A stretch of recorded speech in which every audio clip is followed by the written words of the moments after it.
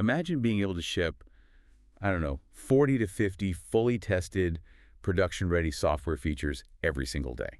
Yeah, which just sounds ridiculous to even say out loud. Right. And imagine doing all of that completely stress-free. I mean, whether you're a programmer, an engineering manager, or really just someone trying to get through a massive to-do list in a normal 24-hour day, that level of output just sounds completely impossible. It sounds like pure science fiction, but when you break down the actual architecture behind it, you realize it's not magic at all. It's just a highly refined, fiercely optimized system. Yeah, and it requires a completely different relationship with the tools you use every single day. Absolutely. And that's exactly why we're doing a deep dive into the Agentic Engineering workflow presented by Kun Chen.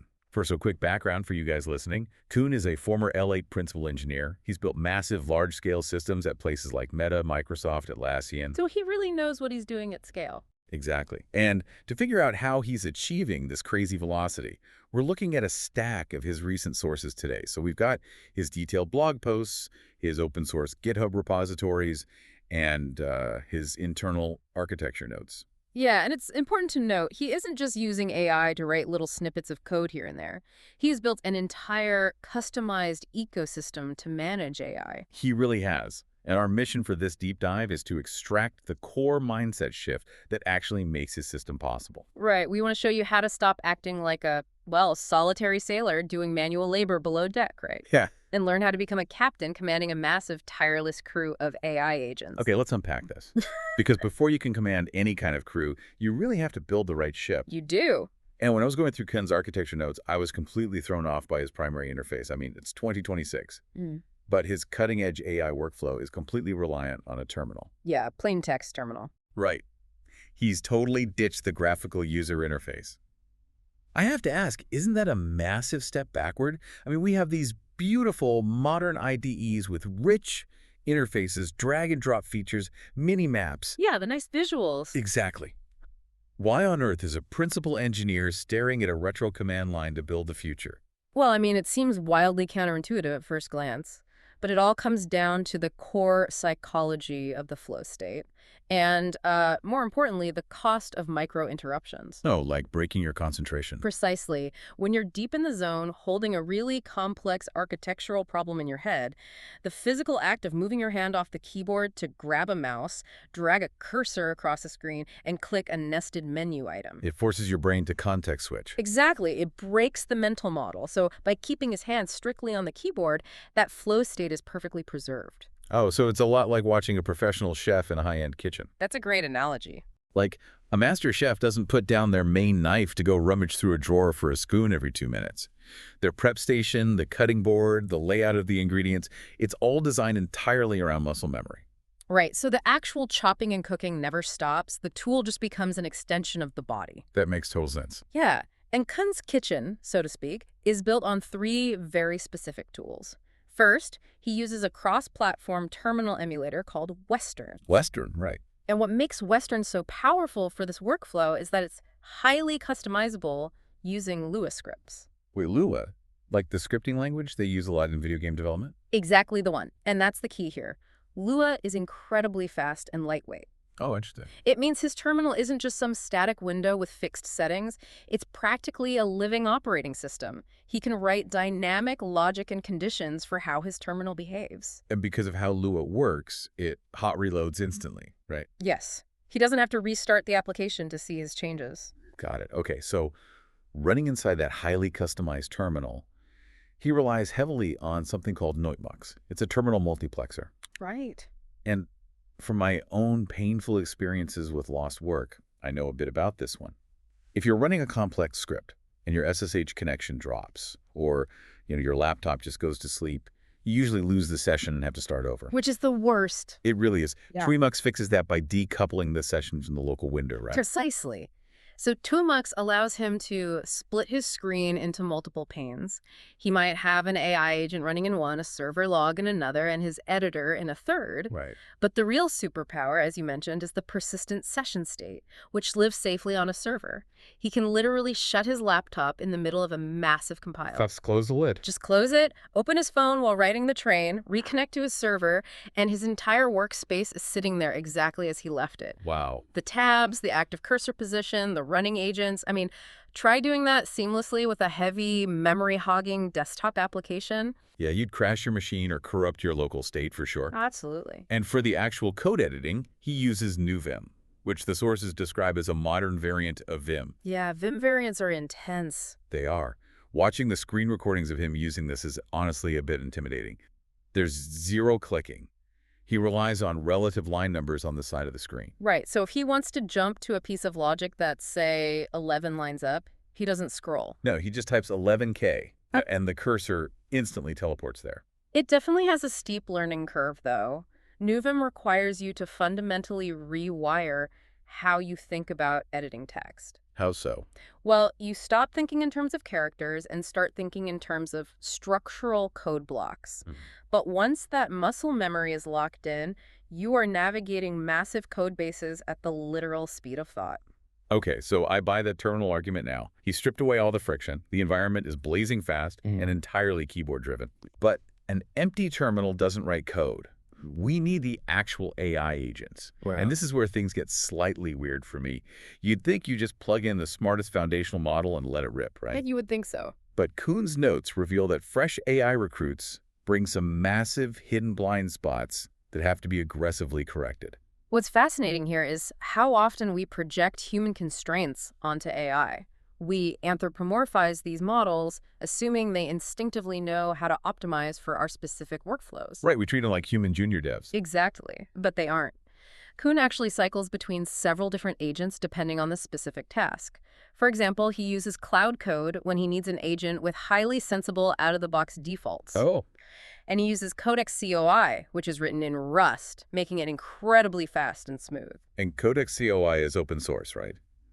I read a note in his blog where he hid a bug in the agent's behavior, and instead of filing a GitHub issue and waiting for a developer to fix it, he just pointed the agent at its own source code and told it to fix itself. He did. The AI literally debugged its own core programming, recompiled, and kept working. That is just wild. It really is. He also uses Pi when he needs a minimal, highly extensible agent to tinker with, and open code when he wants a completely model-agnostic tool with a really clean terminal UI. Right. But here's the critical part. Regardless of which agent or which underlying model he uses, they all suffer from a severe inherent flaw, which is human bias. Yes. This was the biggest light bulb moment for me in the source material. Right. We forget that AI models are trained on massive data sets of human behavior. Exactly. Human pull requests, human JIRA tickets, human Stack Overflow debates. Right. So when an AI is making architectural decisions, it's implicitly estimating development costs based on human speed. That's the trap right there. Think about it from the AI's perspective. If you ask a frontier model to design the architecture for a 3D first-person shooter game, Which is a huge project. right, it searches its latent space, sees what human developers have historically discussed, and concludes, oh, this is a massive undertaking. It will take a human team weeks or months. Yeah. Because it assumes time and labor are incredibly scarce resources, the AI will implicitly favor cutting corners. It might suggest a cheap, monolithic state management system just to save you time. But the AI isn't human. It doesn't need to cut corners to save weeks of typing because it can write the code for a complex, highly scalable architecture in like 4 seconds. Exactly. It literally doesn't know its own strength. It has no concept of its own velocity. Yeah. So Kun has to forcefully deprogram this human bias out of the models. He does. And he does this by utilizing a global memory file. Which is surprisingly small, right? Very small. It's remarkably small, only 27 lines of text. But it gets injected into the system prompt of every single agent session he spins up. Gotcha. And one of the strictest directives in that file is, quote, when making technical decisions, do not give weight to development cost. I love that. He also forces them to adopt a user-centric testing methodology.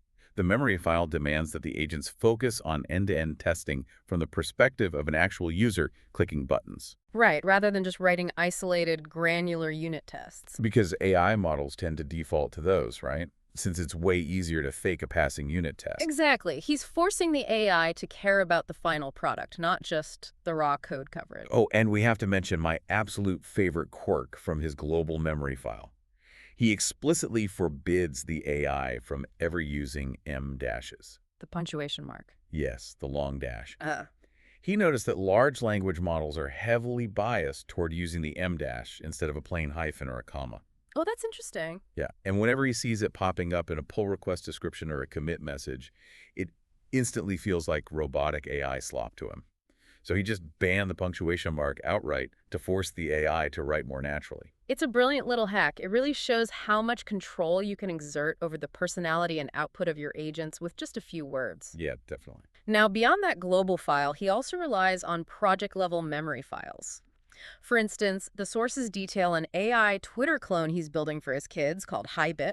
The memory file for HiBit contains the specific design system, the core architecture, and a running ledger of collective learnings from past mistakes the AI made on that exact code base. Wait, I have to push back here. Sure. If you keep appending every single mistake, every architectural rule, and every context detail to a project memory file, that document is going to get massive. It would. Right, and if you're listening to this and you've ever tried passing a giant code base into an AI chat window, you know exactly what happens. You get token bloat. You absolutely do. You burn through your context window, the AI gets completely confused, and the whole system just grinds to a halt. So how does Kun avoid burying his agents in text? He uses a concept called progressive disclosure, which is managed through something he calls skills. Okay, how does that work? He takes highly specific conditional rules, things the AI only needs to know in very narrow scenarios, and extracts them completely out of the main memory file. He leverages Anthropic's skill creator to do this. So instead of loading a 50-page document about testing protocols every time he opens a session, the AI just gets a tiny semantic description of a testing skill. Exactly. And if the agent realizes, oh, I'm about to write an end-to-end test, only then does it reach out and pull the full instruction set into its active memory. You nailed it. It keeps the context window pristine. Though Kun includes a very stern security warning in his notes about these skills. Oh, really? What's the risk?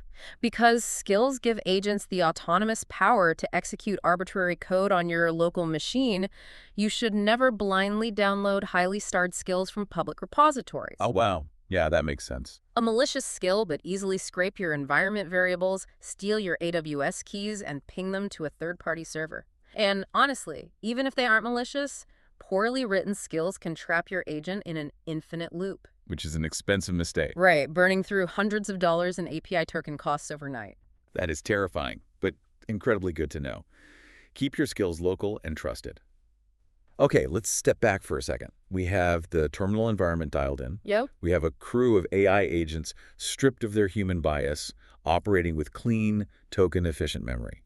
But solving those problems just exposes the next bottleneck. It always does. If the AI can code an entire feature in 3 minutes, me sitting at my keyboard, typing out paragraphs of complex architectural instructions is incredibly inefficient.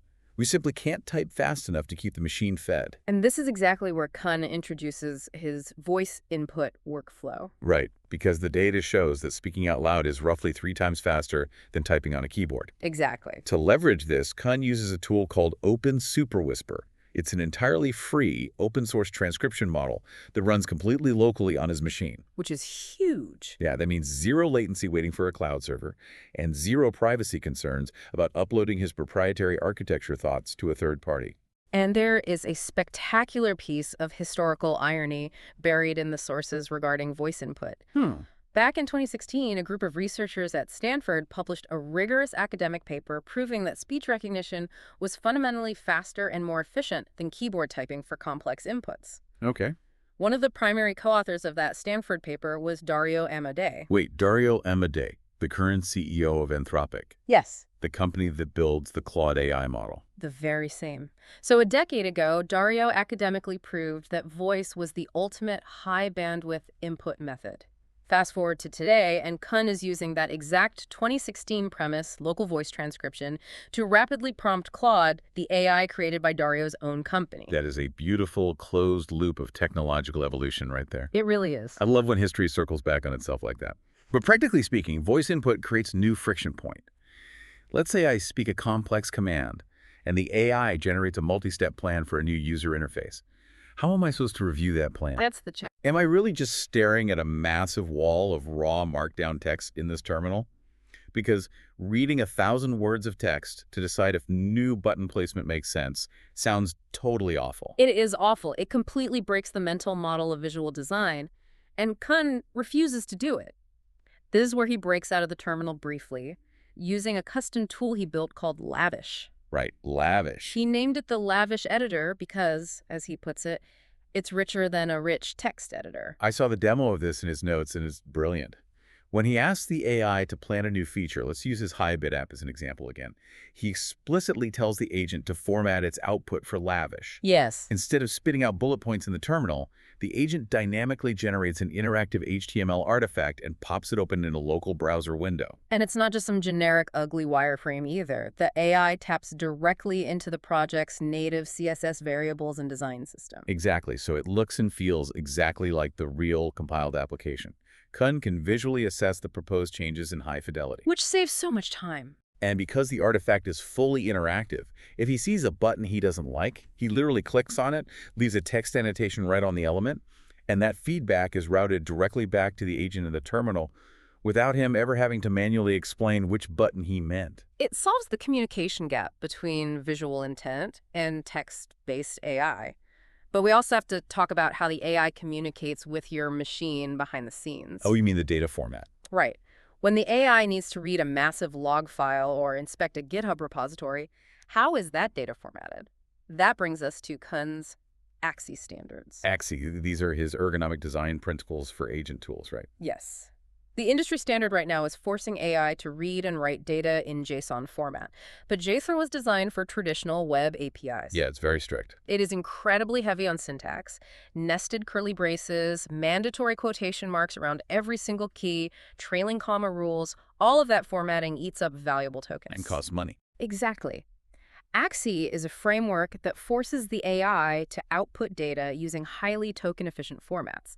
It strips away all that syntactic noise in favor of tighter, custom delimiters. That makes a lot of sense. By simply changing how the AI structures its data payloads, Kun saves about 40% on raw token costs, and it drastically reduces the latency of the agent's response time because it's literally generating fewer characters. Here's where it gets really interesting. Let's stack this all up. You're talking 3 times faster using local voice transcription. Yep. The AI is processing data 40% faster using AXI formats. It's writing code without human bias in seconds.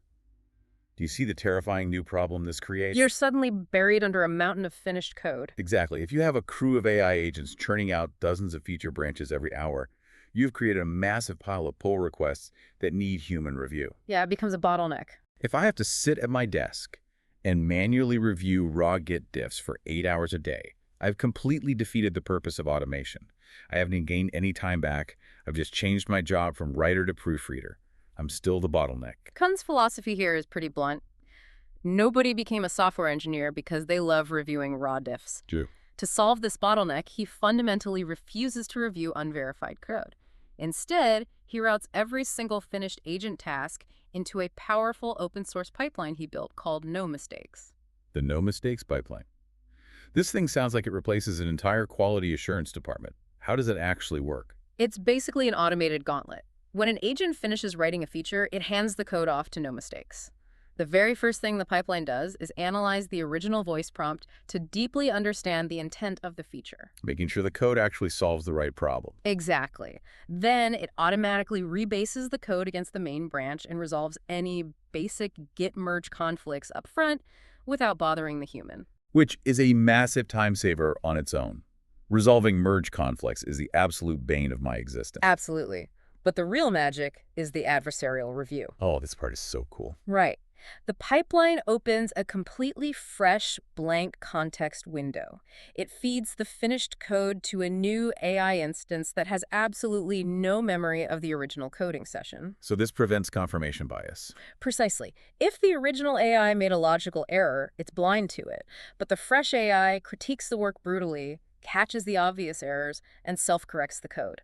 After that, it runs comprehensive end-to-end tests. And it proves it works, right? It doesn't just print a terminal message saying tests passed, because AI is notorious for writing tests that are designed to pass regardless of the actual UI. Right. It utilizes headless browsers like Playwright to capture undeniable visual evidence. The pipeline will actually take UI screenshots, record actual video demos of the feature functioning, and save the server log files. That is wild. And finally, it creates the pull request, and this is crucial, it babysits it.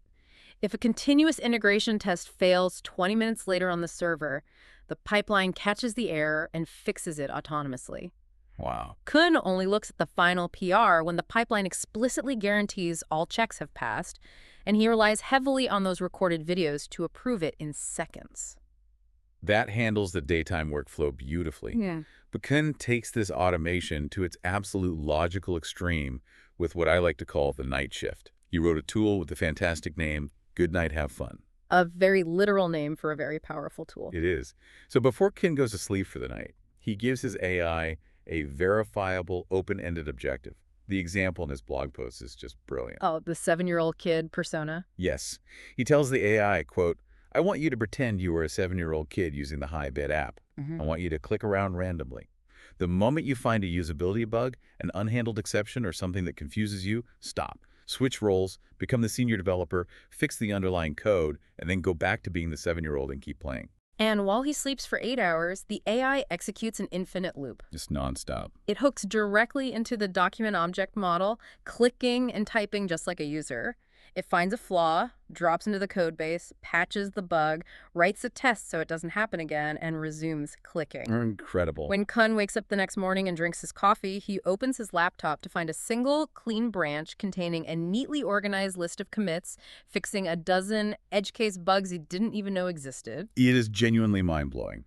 But listening to all of this, I can't help but feel a sense of overwhelming chaos. How so? Well, if you have agents running all night and multiple agents running all day, planning, coding, testing, running pipelines, how does one human brain orchestrate all of this? How do you prevent these agents from stepping on each other's toes, overwriting files, or just totally destroying your mental bandwidth? If we connect this to the bigger picture, you've hit on the final hurdle of the agentic workflow, which is orchestration. The traditional way developers handle multiple branches or agents in one code base is by using Git work trees. Basically cloning the directory locally so tasks don't overwrite each other. Right. But if you manually spin up a work tree and name it, say HiBit Fix 2, 3 days later you're going to look at that folder and completely forget what it was for. It creates massive mental debt. Exactly. You end up spending more brain power managing the state of your workspace than you do thinking about the actual product. So Kun built a tool called Treehouse. Treehouse automates the creation of ephemeral, completely isolated sandbox environments. Okay, so temporary workspace. Yes. When he issues a command, Treehouse instantly drops the agent into a clean workspace. He doesn't have to name it, path it, or manage it. And the moment the terminal tab is closed, Treehouse burns the environment down and cleans up the garbage. That's incredibly clean. But Treehouse is really just the foundational layer for his ultimate masterstroke, which is the first mate. The first mate, a meta agent. Exactly. The first mate is a specialized AI agent whose entire existence is dedicated solely to managing the other AI agents. Okay, let's walk through the demonstration he provided in the source material, because this single example perfectly encapsulates everything we've talked about in this deep dive. Kun realizes he needs to update the NPM software packages across 3 completely different repositories. Right. Lavish Axie, GitHub Axie, and Chrome DevTools Axie. Think about that in a normal corporate workflow.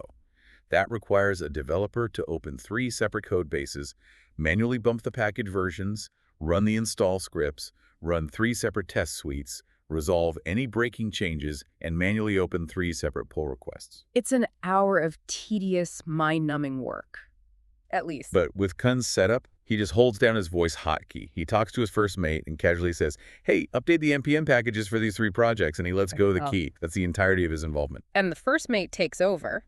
Autonomously, it spins up Treehouse to create 3 isolated sandboxes so the code bases don't collide. It provisions and launches 3 separate worker agents in parallel, one dedicated to each repository.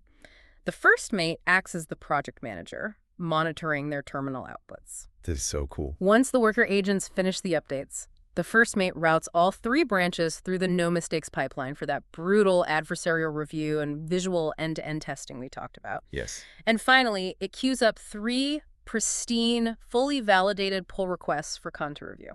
While he literally just sits back and watches the terminal panes flash. Kun describes watching the first mate rapidly switch contexts and juggle these parallel tasks as an oddly satisfying, almost therapeutic experience. Because he knows deep down, he never has to do that kind of manual labor ever again. And this leads us to the massive paradigm shift that this entire workflow represents. The middle of the work, the actual implementation, the typing of syntax, the hunting for missing semicolons, the linting, the merge conflict resolution is now entirely automated. The human's time has been completely reallocated. You now only exist at the very beginning and the very end of the software development lifecycle. Which is a huge shift. Huge. At the beginning, your job is to talk to users, understand their pain points, define the treasure map, and clearly articulate the architecture requirements using visual tools like Lavish. And at the end of the line, your job is evaluating risk. You're looking at the visual evidence generated by no mistakes, ensuring the product feels right, and holding the ultimate quality bar. Exactly. You aren't writing the code anymore. You're managing the entity that writes the code. You've officially graduated. You are no longer an engineer. You are an engineering director. Which is wild to think about. So what does this all mean for you? It means the barrier to massive, seemingly impossible productivity isn't about how fast your fingers can fly across a keyboard. It's about how well you can build and orchestrate systems. By adopting a terminal-based flow state to eliminate micro-interruptions, deliberately correcting AI bias with strict memory files, communicating via local voice input, and leveraging custom tools like AXI formats, the Lavish editor, the no mistakes pipeline, and a first-mate meta agent, a single person can truly command an entire fleet. A literal fleet. You can completely eliminate the drudgery of the middle work. And the best part, all of these tools Kun built are open source. They are sitting on GitHub ready for you to clone and use right now. It is incredibly empowering for the individual, but it raises a deeply important and frankly quite provocative question for us to leave you with today. What's that? If agentic workflows successfully automate the entire middle of execution, what exactly happens to the traditional corporate structure? Oh, wow. Right? When every junior developer, every entry-level employee is given the open source tools to become a captain with their own tireless AI crew, fully capable of shipping 40 pristine features a day, how does a massive company operate when there are no more sailors left to manage? That is a great question. What does the tech industry look like when it's just a company entirely full of captains? A company full of captains. Think about how that changes your own job the next time you sit down to write a line of code. We will see you on the next deep dive.